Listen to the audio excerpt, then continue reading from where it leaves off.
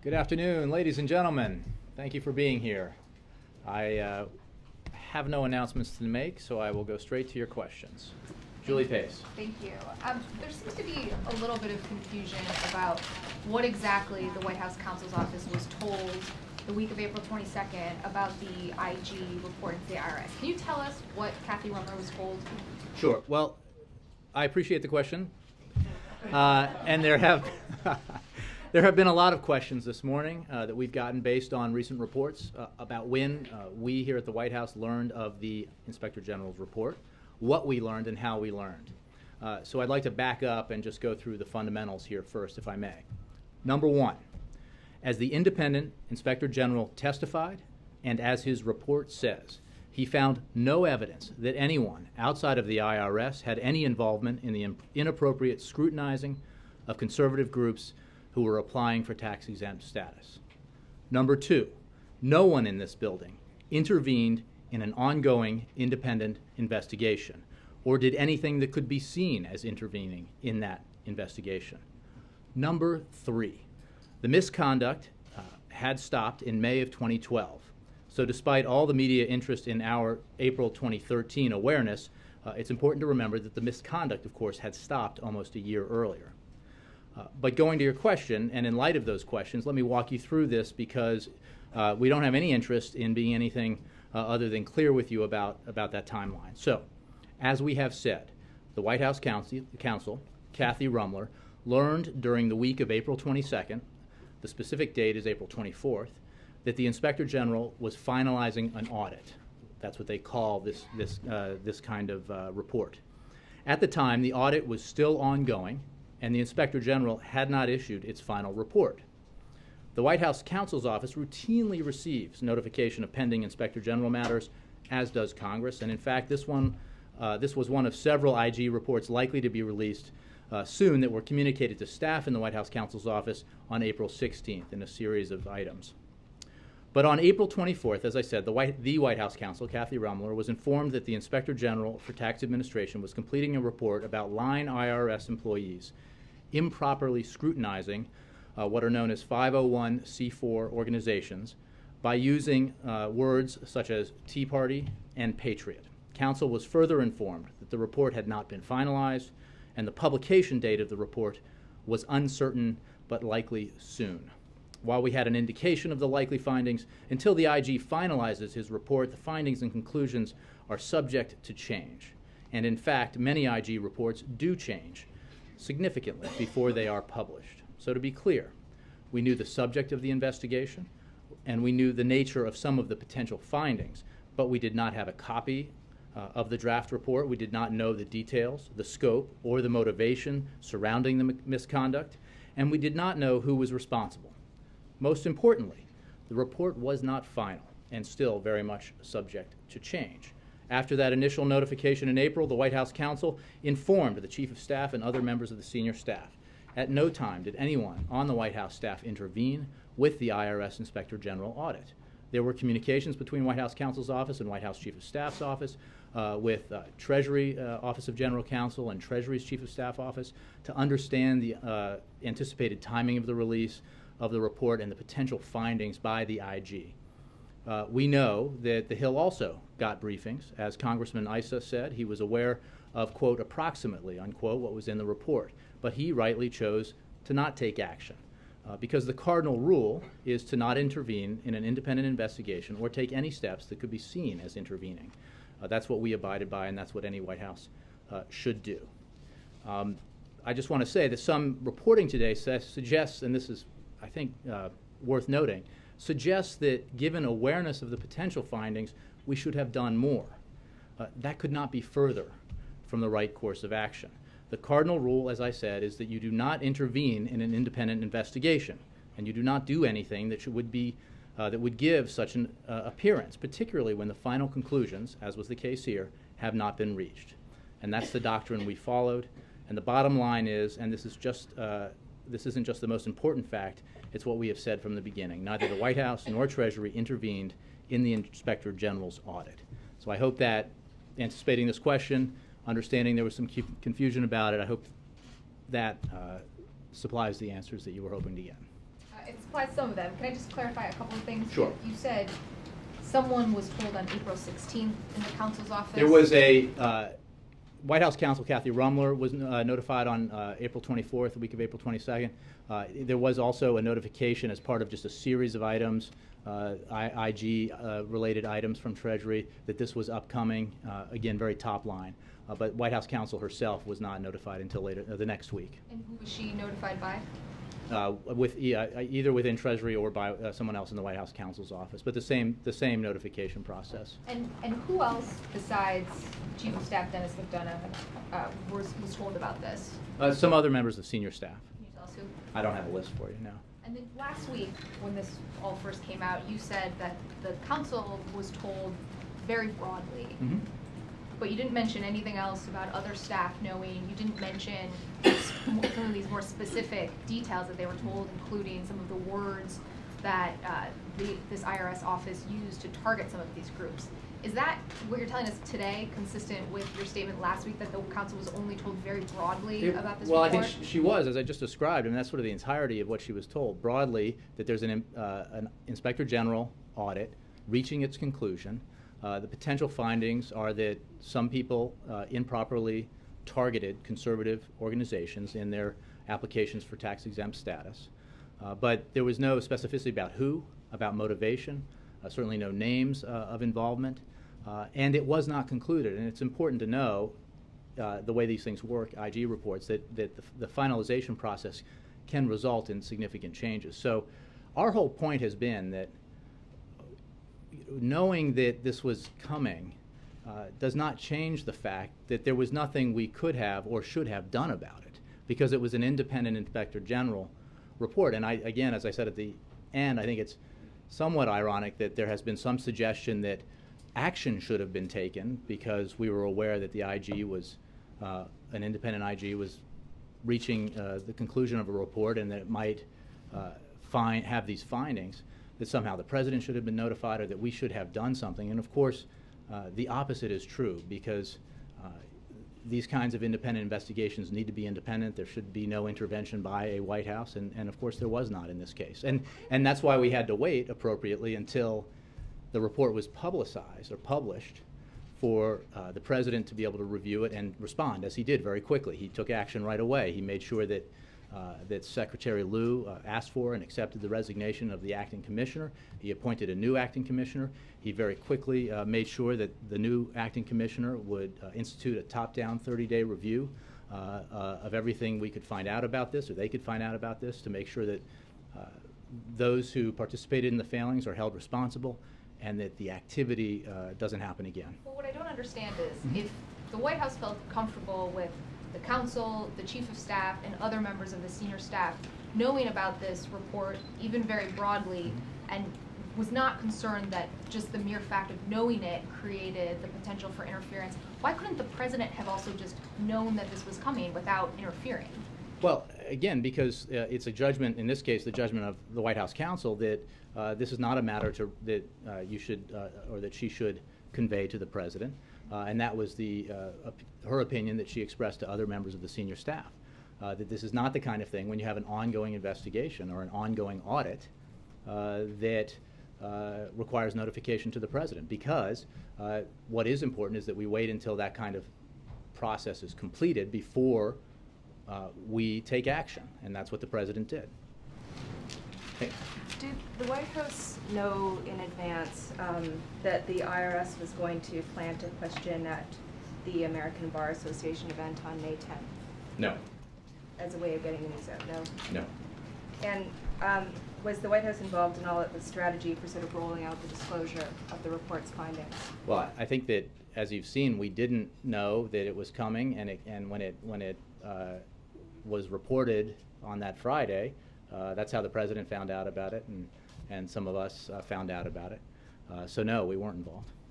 And further to what Julie had asked, you've given us some But details. let me just, I just want to be clear, because I made this clear I said this in the earlier part. There were conversations after White House counsel was notified and told some senior staff members. There were conversations between staff here and Treasury about when what was the timing going to be, what would the findings likely be. in anticipation of that, but there was no foreknowledge of when this happened. And today you've given us some more details about who knew what when. The April 16th detail, the discussions between the council's office and Treasury, etc. Why didn't you tell us that last week on Monday, Tuesday, and Wednesday when you talked about this? I just told you what I told you last week, which is that Kathy Rumler, the White House counsel, was made aware the week of April 22nd. I've now gotten the specific date of April 24th. It does turn out, and we looked at this, that there was a part of this notification process of a series of pending IG matters that was communicated to someone in the staff of the White House counsel's office, but that information did not reach Kathy Rumler until the following week. And when were the other White House? Can you just say when the other White House staffers were notified then? After Kathy Rumler was notified on the 24th. She informed them, yes. Because when you were asked about this in the briefing last week, about White House officials being aware, you just mentioned the counsel's office. You never mentioned that the chief of staff and others were notified. I think I said that White House counsel knew. I think I said that I didn't know till Friday, but I'm getting this information to you now. The point is, counsel knew on April 24th, White House counsel did, and she informed some other senior staff. And with that, in informing, she also made clear that it was her view, and others shared this view, that there was not a need in a situation like this with an ongoing investigation or audit that the president should be notified. What did Dennis McDonough and the other members of senior staff do with that information? Did they share it with others? There were discussions here, and as I said, there were conversations from the White House Chief of Staff's office with General Counsel at Treasury and the Chief of Staff's office at Treasury about the anticipated timing of the release of the report and the potential findings. But there was, again, the point was no intervention, no action, because it would be entirely inappropriate to do anything except ultimately wait for what the findings would be and then act. Just to be clear, sure. What's the point of notifying anyone if nothing can be done? The way, as I understand it, and it's been described to me, is that when there are IG reports, and it's important to know, because this is Washington speak when we talk about IG audits and things like that, but there are inspectors general all across the government, and they are routinely looking into matters that are assigned to them or that they take up. And there are reports routinely completed or near completion, and when there is one that might get, that an IG feels, or the overseeing body, in this case Treasury feels, might get a lot of attention, there are notifications made just to on your radar kind of thing. But there's no action that's taken, at least there should be no action taken, and that was the case here. Why did she feel it incumbent to tell Dennis McDonough but not the president? Is it standard practice to insulate the president from controversial IG reports across the board? I think it was, again, a notification, just so you know, this is coming down, here's what we know about it, we'll find out more when it's completed. IG reports, I'm just paraphrasing as a sort of an example, IG reports tend to change a lot before finalized. We don't know the specifics of who did this, why they did it. The draft audit was shared with Treasury in mid-March. Right, but not shared with us. The Treasury oversees the IRS. But they had a draft. I mean, that's my understanding, but I would refer you to Treasury. But again, as I described it to you, that was what we learned about, or that the council learned about the potential or likely findings. That there were line employees at the IRS who improperly targeted conservative groups with some of the language that I just used, and that this report was likely to be completed soon, although we didn't have a specific date. It doesn't answer why the president wasn't told, but Dennis McDonough was. But well, I think, as I noted earlier, in these situations, the council made the decision that this is not the kind of thing that you notify the president of an investigation that's not complete, because it wouldn't be appropriate to do so. Sure. Confusion about how involved Sarah Hall Ingram has been at the IRS division in question. If you go to their website, she's still to this day listed as commissioner of the Office of Tax Exempt and Government Entities Division. But the IRS says she's also been assigned to help head up the implementation of the Affordable Care Act. So throughout the time in question, was she in charge of the office that did I think you would have to ask her. My understanding, based on what I've seen, is that she was reassigned to another responsibility. I understand the title may have, she may have kept the title, but that's the kind of detail that you'd have to ask. Would the president like to see somebody else in charge? I think it's also important to note that, as I understand it, based on the IG's report, which is how I got my information on this, that she is not named in the report, and as far as we know, there's been no suggestion that she did anything improper. But the President has asked the new acting IRS commissioner to conduct a top-down 30-day review to look at these questions about accountability and look at how to take measures to ensure that this doesn't happen Would again. you like her to recuse herself from the role for 30 days? This is a question I think appropriately addressed to the new leadership at IRS and at Treasury. IRS is conducting a 30-day review. Before you decide that somebody's culpable of something, I think you need to get the facts first. And based on my understanding of the IG report, this is not addressed. So there is a 30-day top-down review being conducted by the new acting IRS commissioner, and I expect that some of these issues will be looked at. John. But Jay, for all the questions about who knew what a few weeks ago at the White House, isn't the question back further? How was this allowed to go on for 18 months? I mean, there were public reports while this was still happening of groups complaining that they had been asked these I think that's a outrageous great questions. question. I think that's why there was an IG audit, I believe in response in part to congressional inquiries, and the finding. I mean, but I take your question. That's why you saw the president's response, which was very clear. He was outraged by the behavior. He thought the conduct was inappropriate. That people need to be held responsible, and that process has begun. And we need to make sure that nothing like this can happen again. I mean, nobody's been more outraged by the reported conduct here than the President of the United States. Jay, with all due respect, the outrage from the president came, last week. The outrage from the President came within hours after the release of the report. What I'm saying is there were public reports that this stuff was going on almost a year before the presidential election. How is it that nobody in the administration has some responsibility, even before there is an Inspector General report, to say, hey, by the way, this kind of activity it shouldn't be going on, so let's make sure and take steps. Again, I would stop. direct you to the IG, who investigated this matter, to the Treasury Department and others who addressed this matter. I can tell you that what we're talking about here was the ongoing Inspector General audit.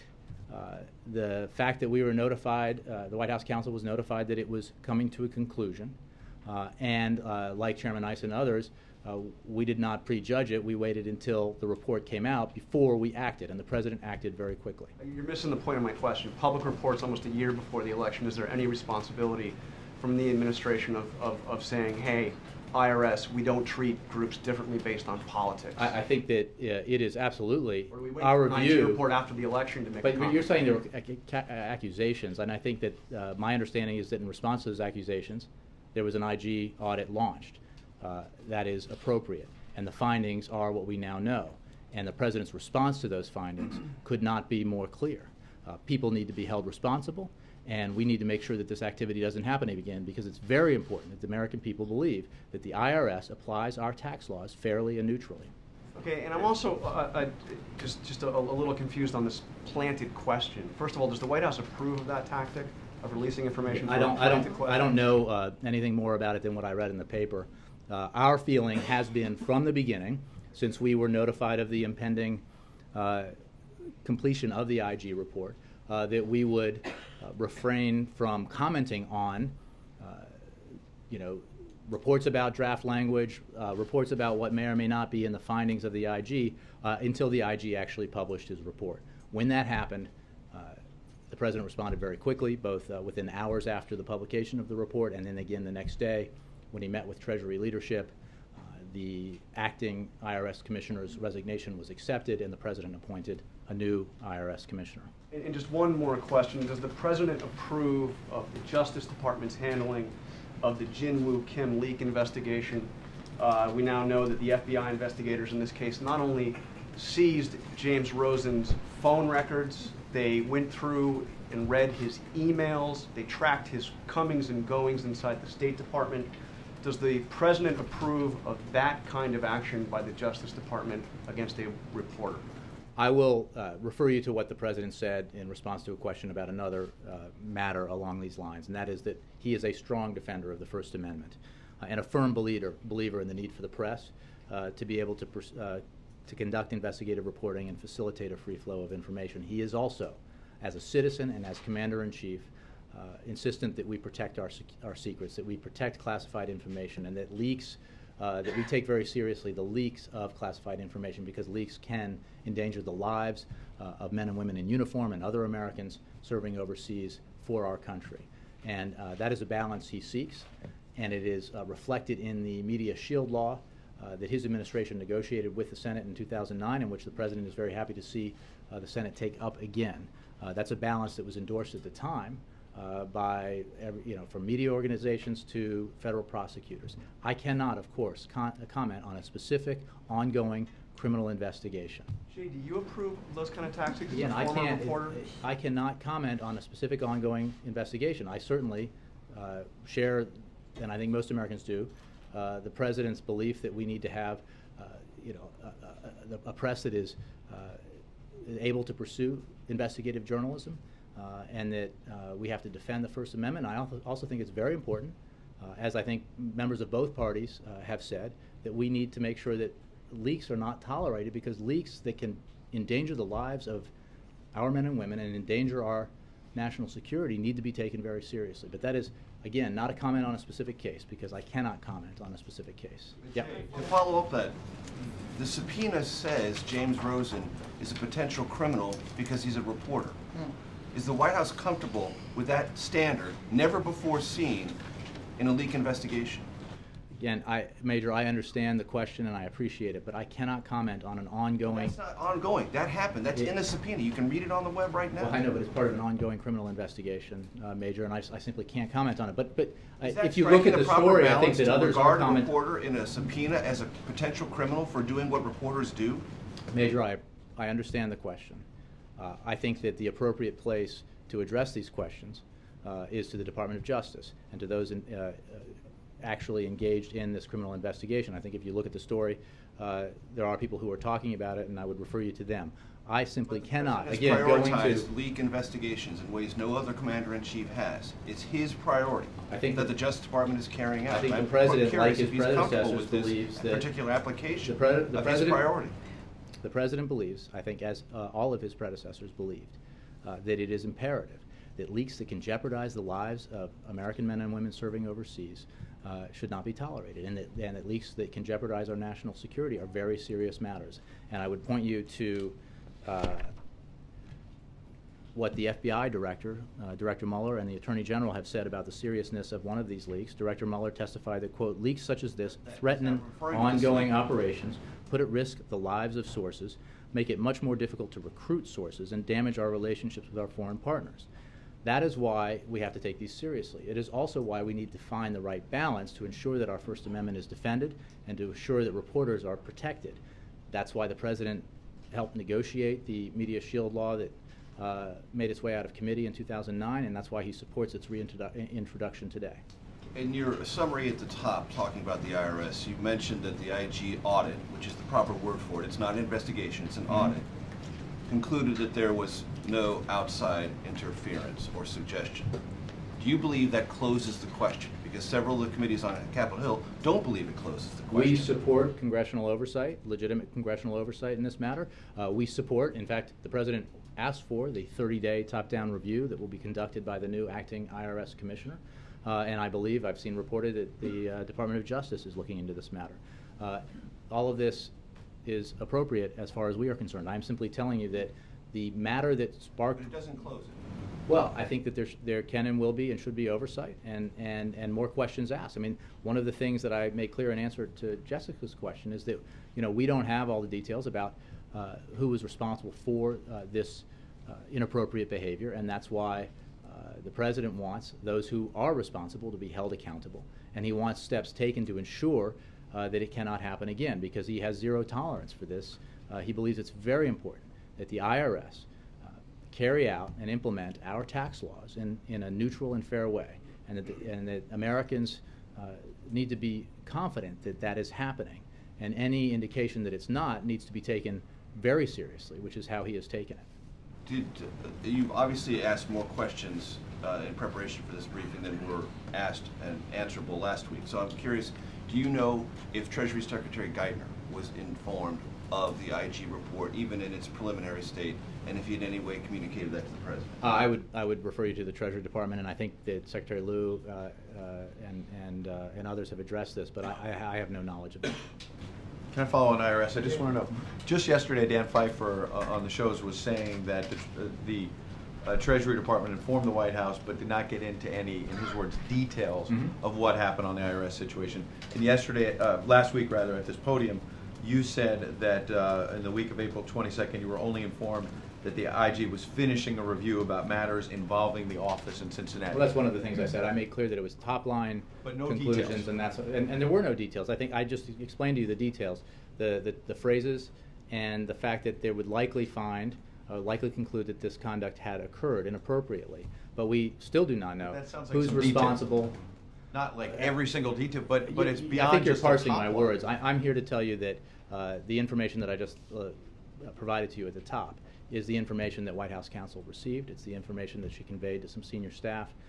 And the most important point here is that contrary to some suggestions about how we should have responded to that, there was no effort to intervene in an ongoing Inspector General inquiry, audit, report, investigation, nor should there be. And that is why, to the chagrin of some who would have liked us to get out in front of this more, we appropriately waited until the Inspector General published that report.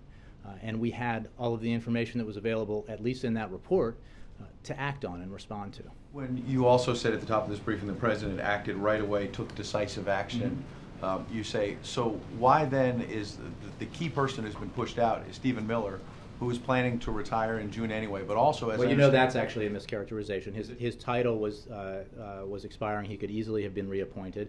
Had this not happened, I suppose he might have been. But the point. But he's on the job today. He's leaving Wednesday, as I I understand would it. refer you. He may be, Ed. I can refer you So to in the terms of IRS. accountability, how's the person still on the job?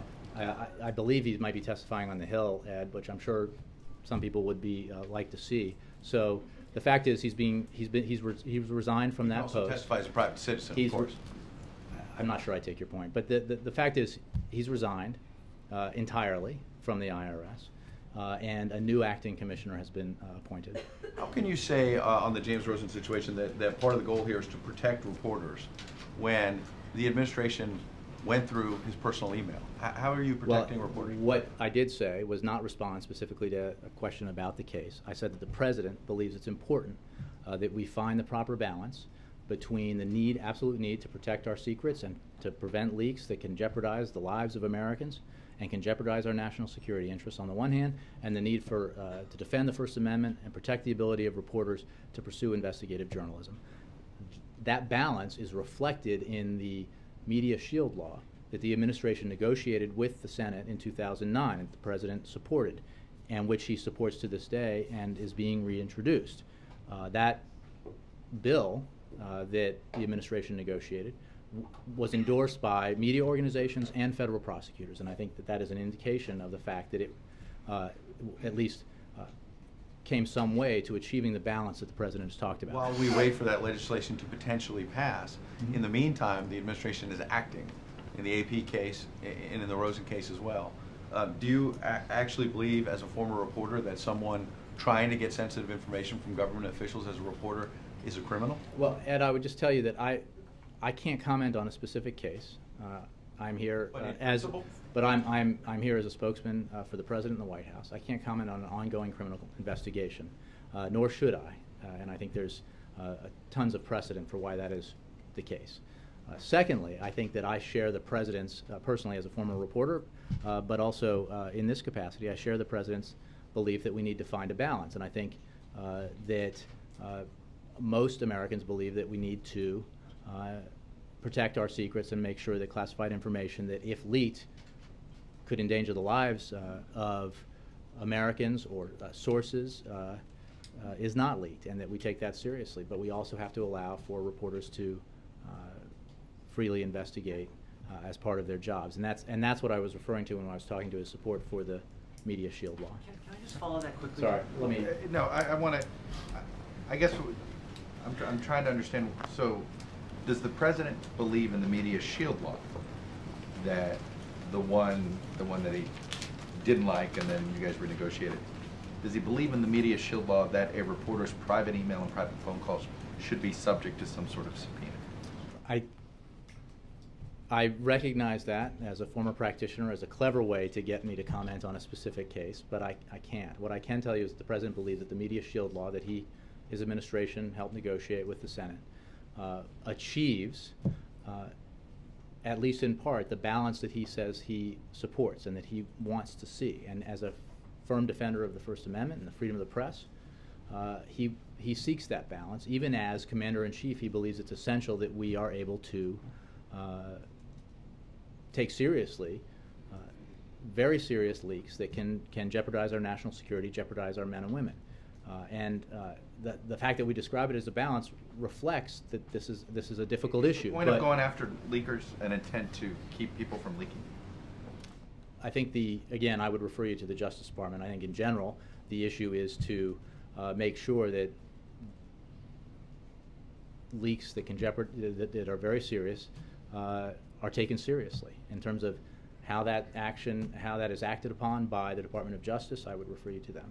No, but I mean, is the intended consequence to prevent people from giving out any information? You're asking me about the purposes of a criminal investigation. And I think that if there's a criminal investigation writ large, obviously there is at least a suspicion of criminal activity.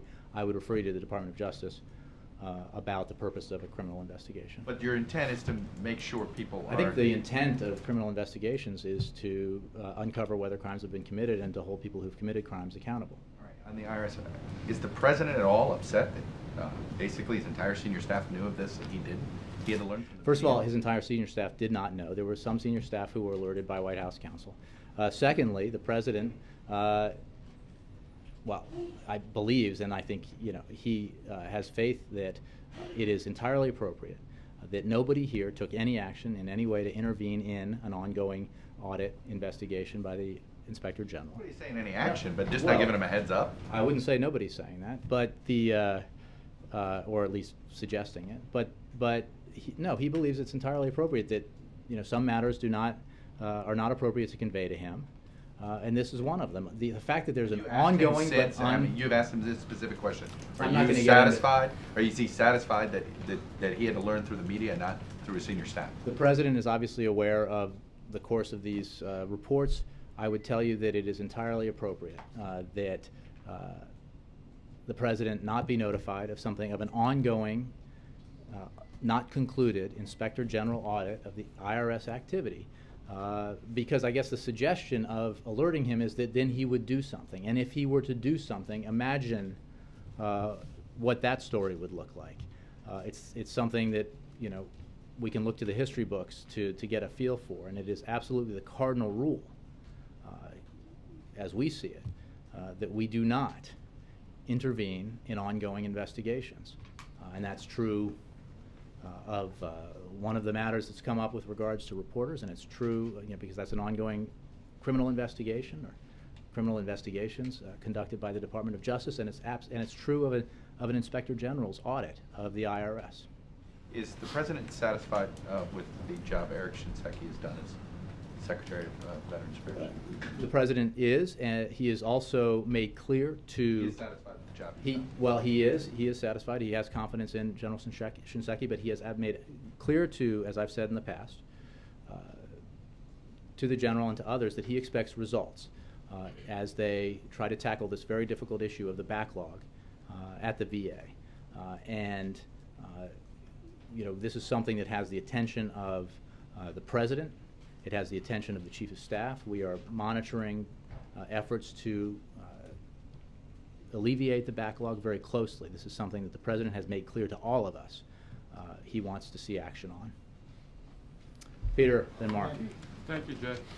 Does the President believe that the Justice Department has complete autonomy in how it carries out leak investigations, or does the President believe there is a balancing act between protecting the work and rights of journalists and also getting to the bottom of leak investigations? Has he shared his opinion with Attorney General Holder about how that balance should be struck?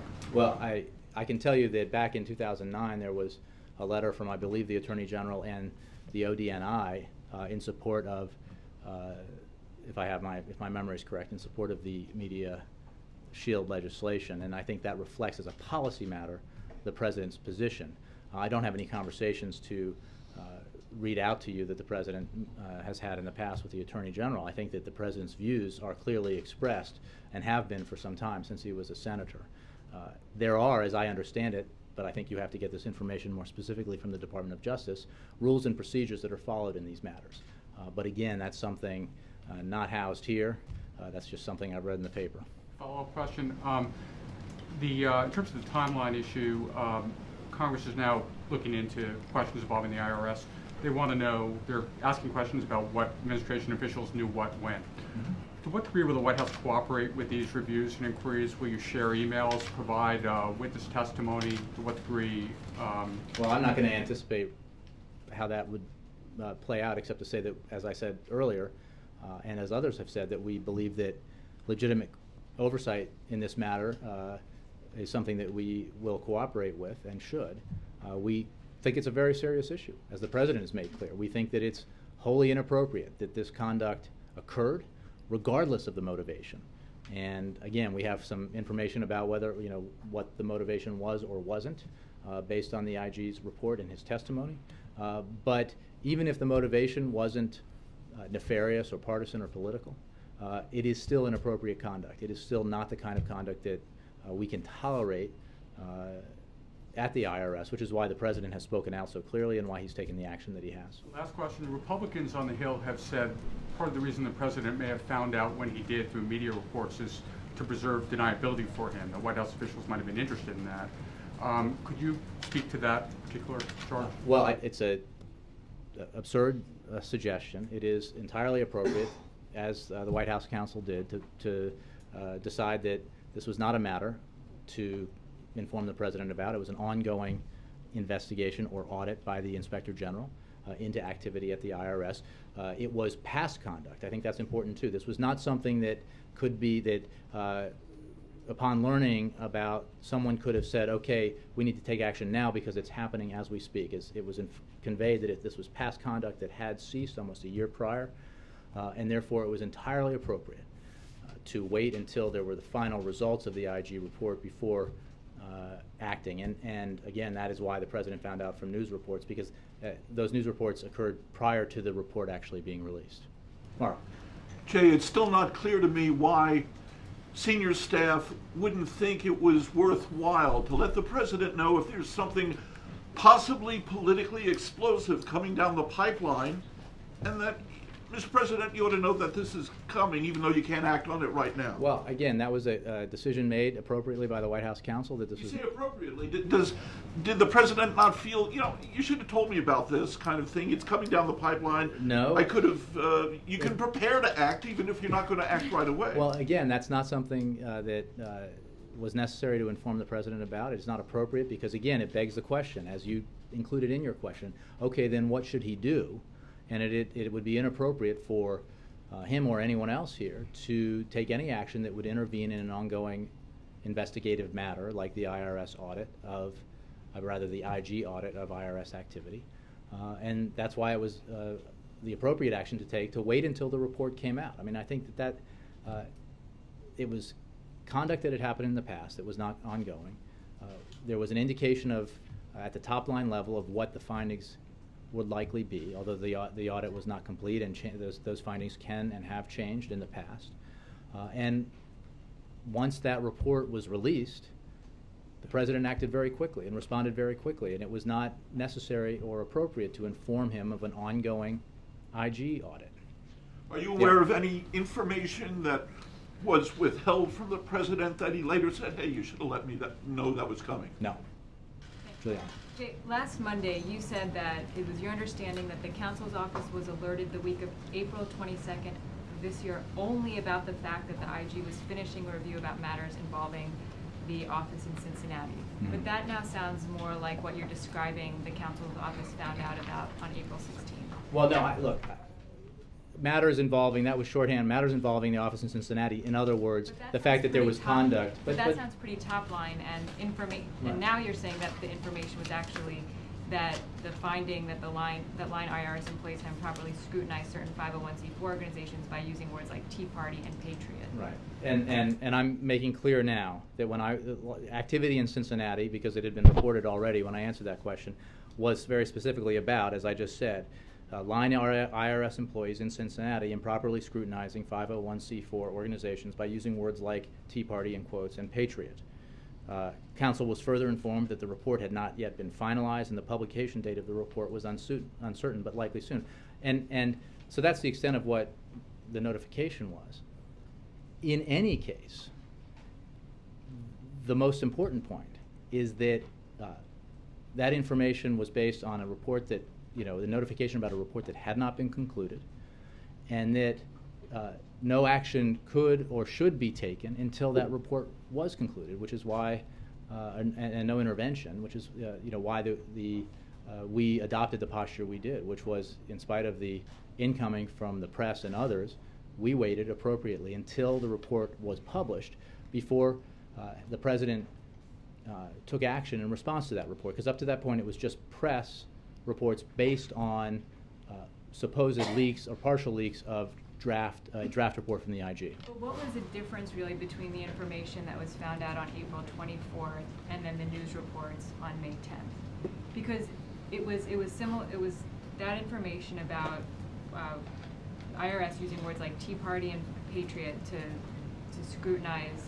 these groups, and the president still waited the whole weekend to comment on this. Well, he waited until he was asked, he had to make some general comment in response to a question, but we waited for a full response until we had a report. I think your point is right. It was basic information when the White House counsel got it. It was still basic information when it hit the news reports. And our decision was that it would not be appropriate for the President of the United States to take action based on press reports on anonymously sourced leaks, partial leaks of a draft IG report. There was essentially 3 weeks between both of those times of getting that information, from April 24th to May 10th. And White House officials, senior staff had discussions, as you just said, about how to respond to it and what those preliminary findings would be. So why did it seem like the White House, the president, wasn't better prepared to address this when it came out on May 10th? Again, the conversations were based on the notification of this, as yet at that point, completed IG audit. There were discussions about when that audit would be completed and what its potential findings might be. And as I said earlier, that kind of notification, via Treasury, comes when there is an expectation with the conclusion of a report that there might be interest in it at congressional or media level. But all of that is anticipating the release of a report and the reaction we might have to it. And again, the initial disclosure of it on that Friday was not anticipated. The report was not completed. We were waiting until the report was completed. And just to clarify, is it the Treasury General Counsel's office that tells the White House General Counsel's office, or is it another channel from the I think that's correct, that's how the notification happened, yes. Yes, go ahead. Thanks, Jay. This is not a question about an ongoing criminal investigation. It's a question about the balance that the president says he wants to strike between press freedoms and national security interests. Does the president see a circumstance in which a reporter soliciting information from a government source is committing a criminal act in doing so? As I said to Chuck, that is it's not. This is about what the president believes, and it's valid. The president believes that we need to find this balance. The president believes in and defends the First Amendment. The president believes the press needs to be able to pursue investigative journalism.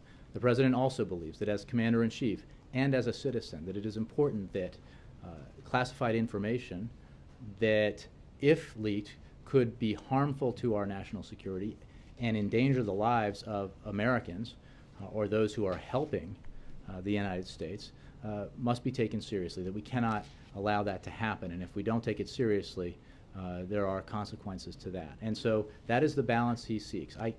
Asking me that question, I'm sorry? Who decides that harm? But if a government source wants to give it up, they're making a judgment there, then and there as well. Again, I can't address the question about that goes specifically to a report today about an ongoing criminal investigation. I understand the interest in it, but it is just not appropriate for me, again, based on a news report, or in any case, to talk about an ongoing criminal investigation into what is being reported as into a very serious leak.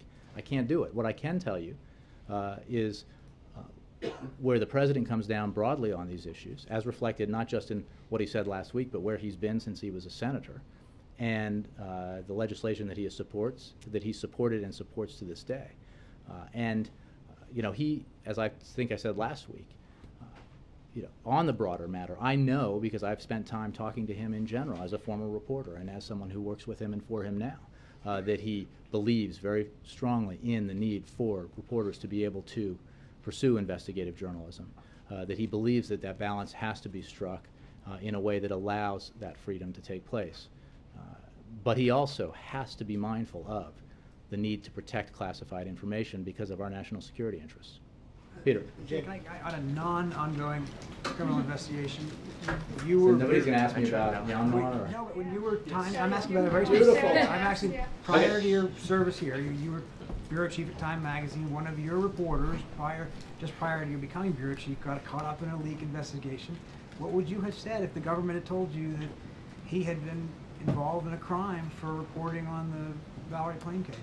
Well, again, Peter, it's really, I understand the interest because of my former occupation. And I can tell you that I feel, as the president does, very strongly in the need to ensure that we have a press that's able to pursue investigative journalism freely. But we also have to protect those national security interests that are at stake. And again, I think I mentioned what Director Mueller had said about one of the matters that's under discussion now. This is serious. These are serious issues. In terms of procedures that are followed in their investigations, I have to refer you to the Department of Justice. They're the ones who have the answers. No, but 2005, should Matt Cooper have gone to jail for reporting? But that's a hypothetical based on It's actually quite the opposite of a hypothetical. It's a very real case, a very real situation. As bureau chief, what would you have said if the Department of Justice came to you and said Matt Cooper's going to jail? But you're saying, what would I have said if they had said? And that's a hypothetical. It's a very real case, and they could have made the exact same logical leap that the Department of Justice seems to have made in 2009 in this case. Again, there's a Department of Justice ongoing criminal investigation into a specific matter that I can't comment on, and you know that case has been played out and written much about, including by Mr. Cooper and others, and the history of that is well known. I'm not going to extrapolate hypothetically about what might have happened in that and how it relates to an ongoing criminal investigation. But I think it was a great effort. I mean, is it fair to say, though, that President Obama's view of this balance tilts extremely heavily towards the government's interest and away from the press? Absolutely not. That's why it's called a balance. Alexis. Jay, can I just go back on the IRS to the April 16th? You mentioned that the White House counsel was given information in a series of items for her attention, and that this was relatively routine to alert her, and then she discussed it with the White House Chief of Staff. I just want to follow up to make sure I understand. If that series of items or any other series of items that is presented to her includes information about an IG report, it is the President's desire and the practice here that he is not notified of an IG report when it's underway until it's completed. Is that what you're saying? I can tell you that as a general matter, when there are ongoing investigations like this, the White House counsel makes the call about whether or not, after she's been notified, who she should also alert. And in this case, and I think that it reflects a general approach, when there is an ongoing investigation or audit, as it is termed here, into a matter like this that was not complete, that it was not necessary or appropriate to notify the President, because we knew that that report would be concluded. We knew that there would potentially be changes in the report, as a general matter that can happen between the, in the final stages of an IRS audit. An IG audit in this case of the IRS, and so that was the decision of counsel and the recommendation of counsel to others. But truly, as a routine matter, this is not. This is just, there's a lot of information that courses through a White House, and matters that rise to the level of presidential attention there's a lot of decision making that goes into that, and this was certainly not one that it was deemed appropriate or necessary to alert the president to. For audits or IG investigations, the president is sometimes informed. I'm not. I'm just saying, like, you're trying to put words in my mouth, and I know I understand you're trying to get a general principle here. Yeah. I think that the council, as I'm sure has been the case in past White Houses, makes a decision about what information, what notification that he or she receives merits conveying to the president or conveying to other senior staff, and in this case, she made the judgment that it did not. So let me follow up. And again, I think that the focus on this is interesting. About the results. No, but the focus on this is interesting because it does beg the question: if there is criticism out there that the president wasn't notified in advance, what is the suggestion that he should have done something about it in advance? Because obviously that would be wholly inappropriate. I'm just interested because IG reports are not unusual, and members of Congress in this case requested this. And my question is really about, is the president always going to wear blinders if an IG report is going on? And that's what I've tried to get at. Yeah, so in the last month, I just want to make sure I understand that when the president sat down every day with his chief of staff, or he met with his Treasury Secretary, they understood in general what was happening with this particular issue, and they never said anything to the president. Well, that's correct, beginning with April 24th, in terms of the White House counsel and the chief of staff. Again, I think any examination of the previous, 3 weeks leading up to last week would say that there was a lot of information that could be discussed in the meetings with the president, and there was. One other follow-up. The president has a legislative affairs director, and you all monitor what goes on the Hill very closely. That's routine. When a member of Congress requests an audit, an independent audit, isn't the White House customarily aware through the Legislative Affairs Office which members of Congress are requesting that and whether I don't that think has that been members of accepted? Congress come through the White House on their way to requesting action by inspectors general. But you monitor what they're doing. So Well, I'm not sure that in that case that we're not. I mean, I don't know as a broad matter whether how closely that's monitored. Again, I think it's fair to say there are scores of ongoing inspector general audits and investigations happening as we speak. So, for instance, what Congressman Issa does, you do monitor pretty closely, correct? Well, because a chairman like that is engaging directly with the White House and the administration, requesting information as part of an oversight matter. That is different from asking or requesting an independent inspector general review or audit. And you don't know, though. Yeah, You don't know. I guess so, Alexis. I think just you're saying kind of. Okay, one other quick I'm not sure follow-up. the point you're trying to make here, what- but the fact is that there's a lot of ongoing IG reviews happening, and they're routine in the sense of their number. Some of them have to do with very serious matters. Some of them conclude that that non-serious things happen. This was obviously something that concluded that activity took place that, as the president views it, is entirely inappropriate, and that people need to be held accountable, and we need to take action to ensure it doesn't happen again. Clarification. When you were gathering information last week, just to follow up on what the front row was asking, in what you could tell us about when the White House first knew about the IRS discussion and everything that you told us about the White House counsel, I just want to make sure I understand. You did or you did not know that she had also advised Dennis McDonough, the chief of staff, and other senior members of the staff? What I knew at the time is, again, what I just said today, is that the White House counsel, Kathy Rumler, was notified in the week of April 22nd. I did find out that specifically was April 24th, and that she notified other members of senior staff. Last week? I can't remember specifically, but the point is that No, so I'm not sure that I knew it at that time, but the point is, Kathy Rumler is a point of contact here. She made the decision or the judgment that it was not necessary or appropriate to inform the president of this, and that didn't happen. And most importantly, no action was taken by anyone in this building to intervene, because the focus here is on, well, if you knew that, then what, right? Did she tell staff they couldn't tell the president? No, she didn't. She didn't tell. It was her Did she judgment that say it was there not was- necessary to.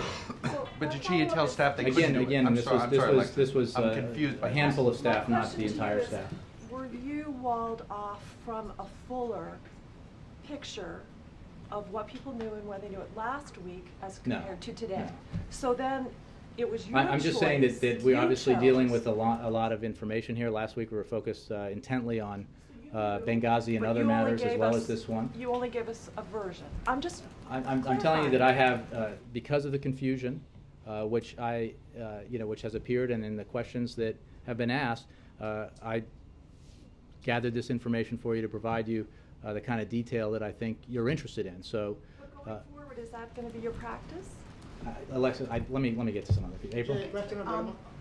Two questions on IRS and on the AP story and James Rosen story.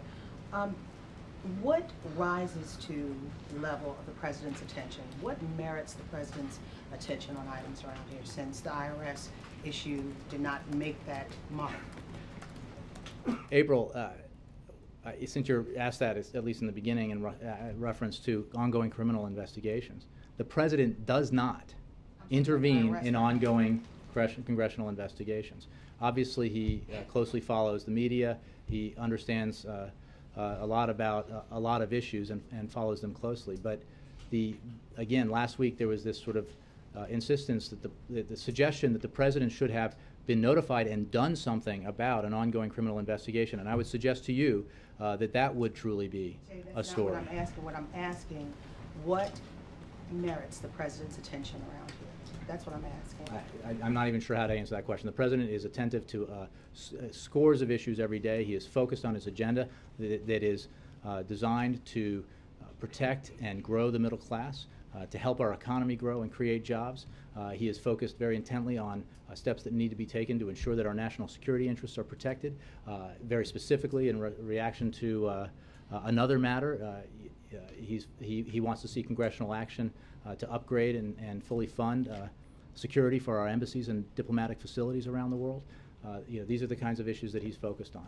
In this matter, as I think I've said numerous times, it was not appropriate for him to engage in a criminal investigation or engage in an ongoing inspector's independent audit of the IRS. All right, now on the other issue, on the James Rosen EP story, what makes this country at this moment different from any other country that the president has gone to that monitors the press, and when he goes there saying he's calling for press freedoms? What makes us different now than those countries? We have the First Amendment. We have a great tradition of press freedom here. The president supports that tradition, and he's a defender of the rights contained within the First Amendment. He is a defender of the right of the press to pursue investigative journalism. He is also, as I've said, as president and as a citizen, insistent upon the need to make sure that classified leaks that can endanger our national security and endanger the lives of American women, men and women overseas, be taken seriously.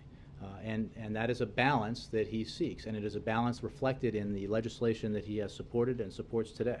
Do you agree that the process that he now supports is now hampered, and people are not handling reporting and investigative journalism the way they used to prior to a couple of weeks ago? Well, I don't know that's to be the case. Christy? Thank you, Jay. I just want to make sure I'm clear on a couple of things. I'll get a couple from the back.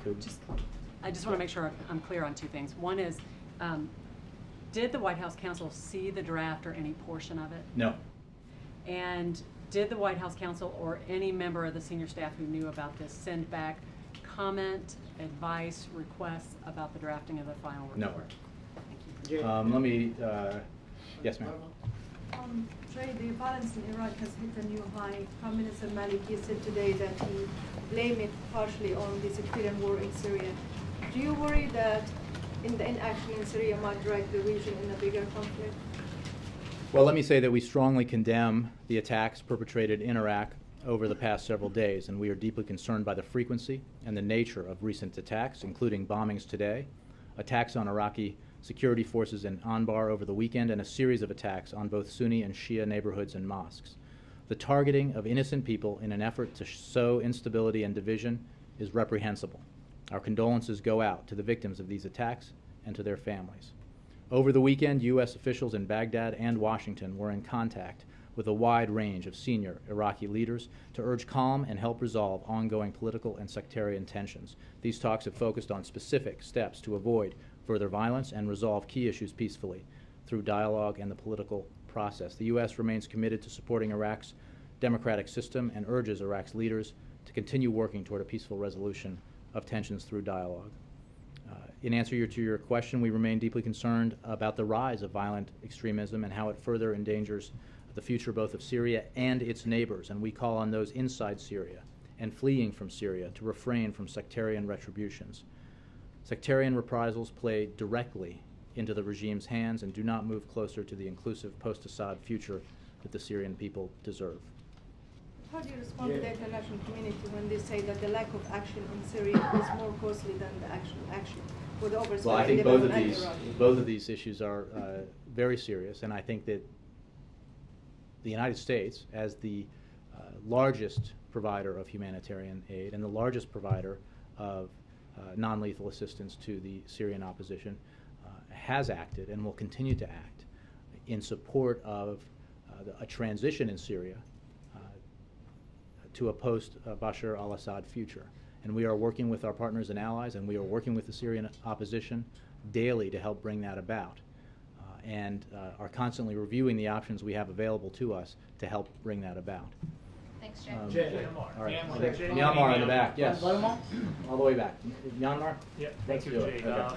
Because we do have an important state visit today, so. Yeah, two questions on Myanmar. As you just mentioned, you just called Burma as Myanmar, and also in the statement the other day released by the White House called Burma as Myanmar. What kind of signal are you trying to send out? Well, let me address that. The United States government, over time, has begun to allow limited use of the name Myanmar as a diplomatic courtesy. Burma has undertaken a number of positive reforms, including releasing over 850 political prisoners, easing media restriction, permitting freedom of speech, assembly, and movement. We have responded by expanding our engagement with the government, easing a number of sanctions, and as a courtesy in appropriate settings, more frequently using the name Myanmar. While we are not changing our policy to officially adopt Myanmar, we believe that showing respect for a government that is pursuing an ambitious reform program and a government that is pursuing that agenda is an important signal of support for its efforts and our desire to help the transformation succeed. But our policy remains that Burma is the name of the country. Jay, also, many believes the expansion of the U.S. influence in Myanmar is at the expense of China's. What kind of role the president is expecting the Myanmar to play in his policy of rebalance to Asia? Well, I think that we are engaging with Myanmar in response to the meaningful steps in the right direction that has been taken in that country. But we also recognize that reforms there are fragile, and there are many additional steps that need to be taken to truly transition to democracy, including protecting the rights of all of the people of Burma, including ethnic minorities, and ensuring that the military is subordinate to civilian oversight. We are obviously very much engaged in Asia, and we have talked about the rebalancing and the pivot toward Asia that is very much a focus of the President's foreign policy. But engagement with Burma has to do with the specific actions taken and the meaningful steps taken in the right direction by the Burmese government. Thank you all very much. Did the Treasury Union Chief